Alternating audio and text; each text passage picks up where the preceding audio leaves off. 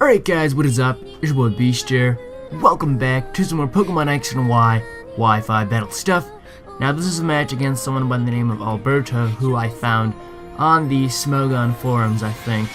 And in this battle I am using somewhat of a Sun team with Ninetales and Drought, because I did not have the Charizardite Y, so I couldn't use Mega Charizard Y's ability for Drought. I think I'm gonna try to get that later on, but yeah. Get a lead off with the Ninetales, he's gonna lead off with a Ferrothorn. This is obviously a really bad matchup for him, so he's just gonna switch out of there right away into his Tyranitar, and I cleverly predict that switch and go for the Will-O-Wisp on his Tyranitar. And this is kind of good because we both have two Pokemon on our team that can set up weather, so this will just increase my chance of winning the Weather War against him, because if I do not win the Weather War, then things might be a little bit problematic, because he does have an Excadrill on his team, and that thing might have the Sand Boost ability, which will double his speed in the Sandstorm. Now, I am going to have to switch out of there into my Fortress, because I figured he might even Mega Evolve, because it seems like a logical thing on his team to be a Mega Evolution. And it turns out to be a Mega Evolution, but he goes for the Dragon Dance, which I thought was kind of weird because he was burned, but I didn't really expect for him to have the Fire Punch on it. But I'm not really quite sure, because he's gonna go for the Stone Edge first. It's gonna do absolutely nothing to me, but it turns out later on he has a Fire Punch. I don't know why he went for that, or why he didn't go for that right away. That would have definitely been much better for him, but yeah, I'm at least gonna set up a few layers of spikes, and then he reveals that he has a Fire Punch.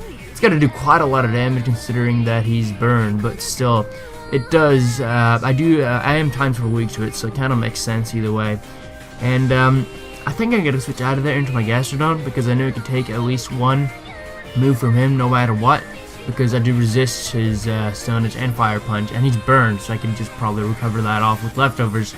He's gonna go for the Fire Punch. It's gonna do 17 HP to me, and that's more. I think it's a little bit less than leftovers recovery, I think. So you gonna get all of that back from leftovers, and then he's gonna switch out of there into his Jellicent. Now, this Jellicent took my Scald because it didn't have the Water Absorb, which tells me that he definitely has a Cursed Body.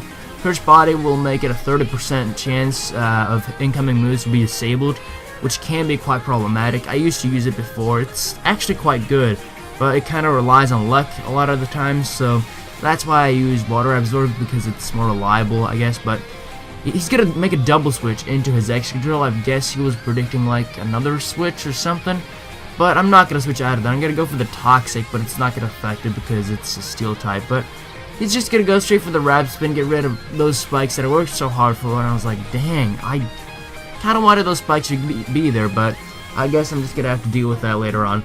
So just go straight for the Skull. He's not gonna go down, which kind of surprised me, because Excadrill doesn't have the best defenses either. But he's gonna go for the Earthquake. It's gonna do a lot of damage. Oh my lord, that did way too much. I was thinking maybe it was Choice Banded, but I realized he went for the Rapid Spin before. So why would he be Choice Banded? Because he goes for the Earthquake now.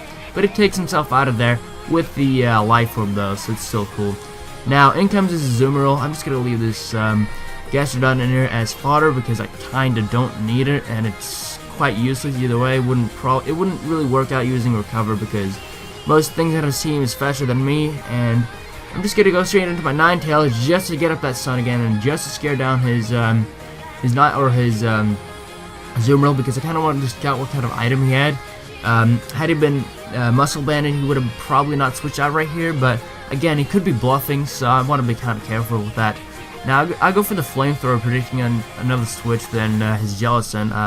Had I known he would have switched into Jellicent, I would have probably just went for the Solar Beam, but I don't know. Solar Beam is not going to do that much either way, because I'm not that much invested on the special attacking side. I'm more of a defensive one, but still it does like a fourth or a third to it, which is kind of pathetic, to be honest. But yeah, he's gonna go for the Toxic on me, which I really don't mind that much, because this thing doesn't really have any recover moves, and it's not really like a stalling type, so I don't know, I really don't care about that Toxic, to be honest. So I'm gonna switch out of there into Diggersby though, because I realized I had nothing on my team to take on this Jellicent at all. So the only chance of me taking down this Jellicent is to predict him to go for the recover this turn, and then go for the wild charge. And since I'm choice banded, and since I do have the huge power, and since I'm adamant max attack, I will one-hit KO that Jellicent. Yes, that is right, ladies and gentlemen.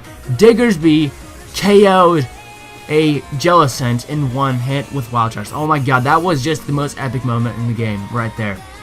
This Diggersby was the MVP of this match. He even takes an Aqua Jet critical hit from an Azumarill, but again, the sun was up, so I really don't know. But still, that was kind of impressive. Go for the wild charge, take down his Azumarill, and in a matter of 3 turns, Diggersby completely changed the game and put it on my side. I turned the tables just with Diggersby. Oh my god, Diggersby was in there for 3 turns and he made such a big difference. I had nothing else on my team to take those 2 water types down, and I took them down just like that. So in comes my Havlucha, and I completely forgot that he had something that can just withstand my Havlucha by just not doing anything at all, because go for the acrobatics, it's not going to do anything at all to Aegislash. I was kind of afraid of him setting up or something, and I could not. I went for the high jump kick, obviously, because he is part ghost, and I would have hurt myself more than I would have done to him. So he's just going to go for the King Shield this turn, which I predict, and just go straight for the Encore and lock him into the King Shield. And then I will proceed to switch out into something else which can handle it. Now, I am going to switch out of there into my Ninetales, I believe, because, you know, King Shield doesn't really affect special type moves and only, like, lowers your attack if you hit it with, like, a physical move. So, just send a Ninetales just to get at that drought again. He's going to go for the King Shield again, just to scout, I guess. I thought he was going to stay in again, go for the King Shield, see what I'd do, but I think I'm going to go for the Will-O-Wisp or the Flamethrower this turn, predicting maybe a switch or something.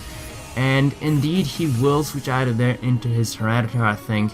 And he's going to take Flamethrower or Will-O-Wisp. I can't really remember. I think it was a Flamethrower, actually, now that I think about it. But it's not going to do much at all regardless, because he's going to set up the Sandstorm and just, you know, make his special defense rise. And okay, I did go for the Flamethrower, but it really didn't matter at all because it was already burned, and it does, like, nothing at all. But he's going to go down in a few turns, so that's why I got to kind of spare my Ninetales right here in order to win the Weather War. I kind of wanted the sun to be up for my Entei to come in later and do, like, a late game sweep. But I'm going to switch out of there into my Fortress this turn just as fodder, because I didn't really want to sacrifice my Ninetales because I needed it for sun later on.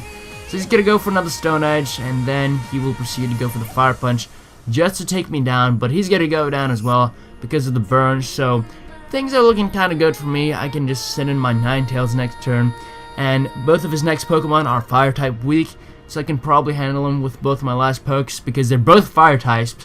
I can't even pronounce Fire type.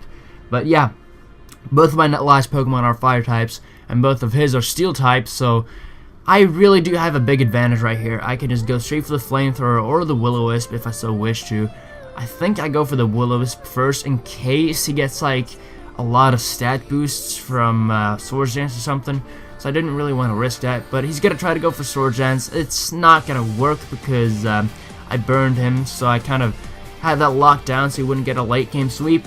And then I will proceed to go for the Flamethrower, and that will, I believe, take down his Aegislash.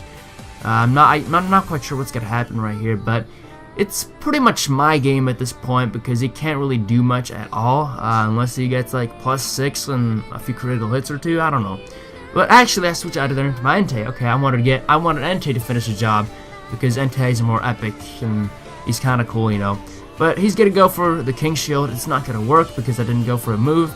And then I will just go straight for the Sacred Fire. He's going to try to go for the Shadow Snake, but it's not going to do much at all because he's burned and because Entei actually does have some pretty good natural bulk. But just going to go straight for the Sacred Fire. That will take down his Aegislash. And his last Pokemon is Ferrothorn, and because his times are weak to fire, he has 0% chance of surviving any hit from my Entei. So yeah, that was pretty much the game. Hope you guys enjoy this battle. Definitely be sure to leave a like rating if you did. I'll try to upload some more battles next week and maybe the week after that, but we'll see. Finding battles is kind of difficult, finding good battles especially, but yeah. Hope you guys enjoyed. Good game, Alberto. Definitely good game, and I'll see you guys later. Peace.